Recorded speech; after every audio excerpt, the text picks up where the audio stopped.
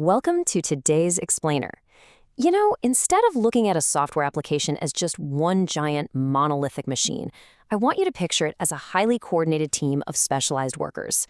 Imagine one worker is totally dedicated to handling orders, another is just focused on payments, and a third only deals with notifications.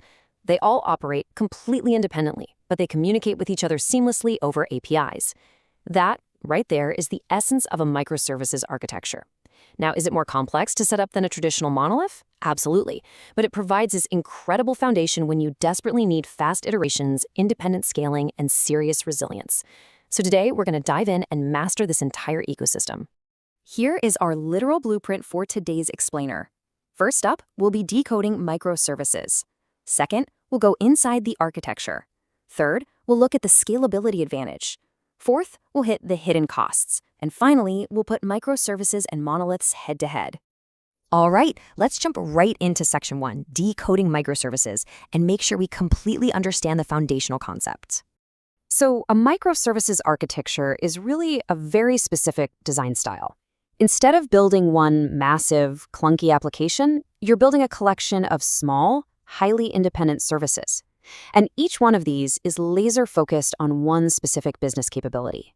It runs in its own process, it has its own code base, and it communicates through really lightweight APIs or messaging. To put that into perspective, in a standard e-commerce system, you wouldn't just have one big shop app. No way. You'd have totally distinct services for the user, the product catalog, the cart, the orders, and the payments. Every single piece is owned, updated, and deployed completely on its own. I love this phrase. Think of it as your high-level design cheat code. Many small, loosely coupled services instead of one big, tightly coupled app. Whenever you're trying to mentalize this huge shift from traditional monolithic design to this new framework, just repeat this phrase to yourself. It perfectly captures the whole philosophy, breaking those tight dependencies to give you maximum flexibility. Let's actually break down the core traits, because this is where the real impact happens. First, you've got independent services focusing on single functions. They scale and deploy entirely on their own. Second, lightweight communication. They talk to each other cleanly over HTTP/REST, gRPC, or messaging systems. Third, and this is absolutely crucial, decentralized data. Every single service owns its own database. So the orders service has its database, and the user's service has its own. This enforces strict loose coupling. And finally, autonomous teams. Small groups can own a service end-to-end, which means they are fully empowered to choose the exact tech stack that fits their specific domain the best. Okay, moving on to Section 2, inside the architecture. Let's map out the literal flow of a system to see how these pieces actually connect. Picture this flow. Step 1, your clients, like a web browser or a mobile app, send their requests into the system. Step 2, they hit the API gateway. Now this gateway acts like a bouncer. It's the single entry point. It handles routing, authentication, and rate limiting, so the downstream services don't even have to worry about it. Step 3, that gateway routes the request to the specific microservice that actually owns that job. And Step 4, that microservice processes the logic, usually accessing its very own decentralized database.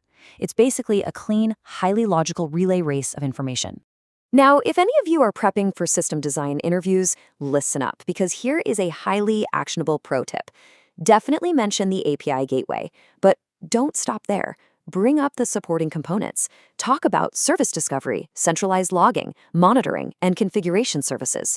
Throwing these concepts into the mix shows you don't just know the textbook theory of microservices, but you actually understand what it takes to build real-world, robust infrastructure. Let's pivot to Section 3, the scalability advantage, and look at exactly why the biggest tech giants bother using this. The advantages we get here are absolutely massive. First up, better scalability. Instead of scaling up your entire huge application just because one single feature is getting heavy traffic, you only scale the hot services. Think about peak events. You can scale up just the orders and search functions and leave everything else alone. Second, faster development and deployment. Teams can build, test, and release their features independently, which drastically improves time to market. Third is fault isolation. If your recommendation service suddenly crashes, no big deal. The rest of the application, like the checkout cart, just keeps right on running. And fourth, you get total technology flexibility per service, so you aren't forcing one single tech stack across your entire infrastructure. Honestly, it shouldn't be a surprise that major platforms like Netflix and Amazon rely heavily on microservices. This architecture is the foundational framework for industry giants. They desperately require this exact blend of high agility and unbreakable resilience to serve millions of users without skipping a single beat. But Section 4, the hidden costs. It's time for a quick reality check on the operational complexity of all this. Because in software engineering, there are no free wins, right? These disadvantages represent some major operational hurdles. First, the operational complexity literally skyrockets. Having many services means you're managing exponentially more deployments, monitoring, logging, and network calls. Second, harder debugging. Just try tracing a single user request that bounces across 10 different microservices. It's tough. Third, data consistency challenges. Since each service owns its own data, you have to handle distributed transactions and eventual consistency. And finally, there's a much higher initial cost. You really need an intense DevOps culture, rigorous CI/CD pipelines. I think this quote sums it up perfectly.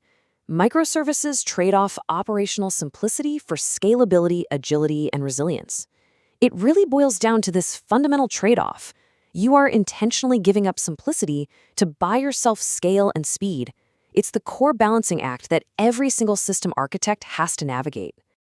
Which brings us to our final section, Section 5, Microservices versus monoliths. Let's look at the ultimate decision matrix. When we put these two setups head-to-head, the use cases actually become super clear. Monoliths are vastly superior when your system is small, your team is small, and you just want to move fast with minimal infrastructure overhead. Seriously, a monolith simplicity is a superpower for a small team. Microservices, on the other hand, really shine when your application is large, you have multiple teams working at the exact same time, and you require independent scaling alongside very frequent feature releases. Simply put, they are built strict for scale. Let me give you another highly practical takeaway, especially for you system design candidates out there.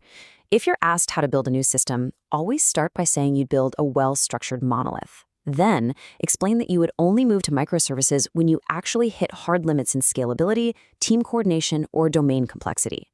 Doing this proves you're pragmatic, and you understand that architecture is about solving actual problems, not just chasing the latest tech trends. To wrap things up today, a microservices architecture takes one big application and transforms it into many small, independent network services. It hands you essential scalability and agility, but it comes at the steep cost of higher complexity and intense operational requirements. So, I want to leave you with a provocative design question to ponder based on everything we've talked about today. If you had to design a massive e-commerce platform right now, which parts would you split into separate microservices first, and why? Think really critically about those logical boundaries. Thanks so much for joining me on this explainer, and keep building great systems.